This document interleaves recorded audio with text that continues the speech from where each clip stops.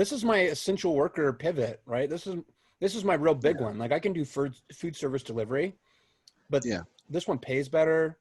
It's a part of an organization. It's going to be on, I mean, it's just seasonal. It's just seasonal.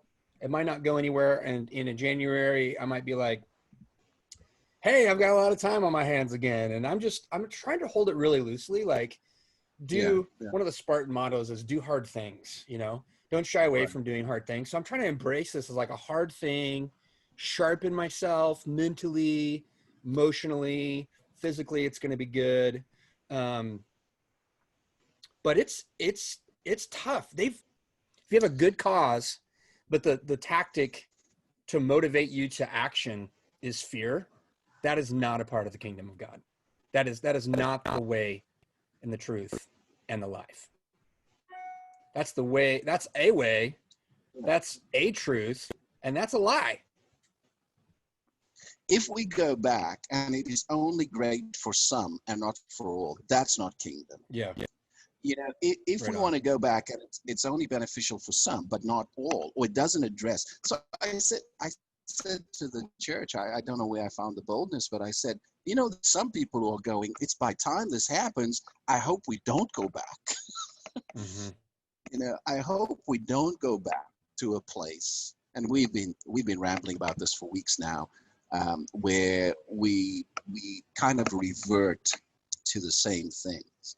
And I think for me, as I'm processing all of what's happening in the world, I think that's an important aspect of it. Not being afraid to lose a job for the right reasons would be my summary there.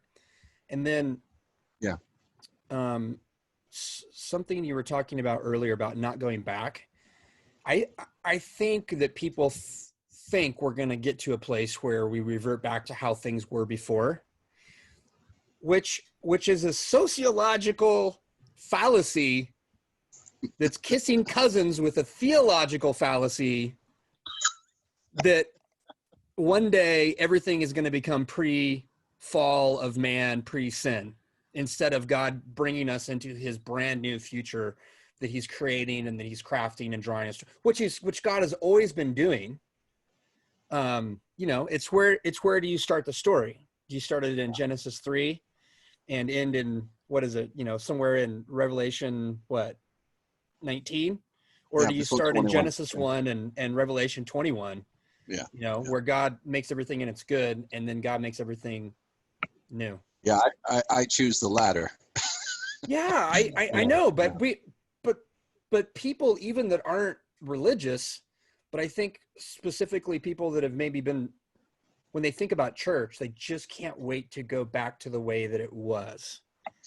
You know, I've said this before, now I'm just repeating myself, but I use the word apocalyptic in the sense of unveiling, right? Like, so I think that the pandemic / the season of racial issues and stuff like that has been a revelatory season.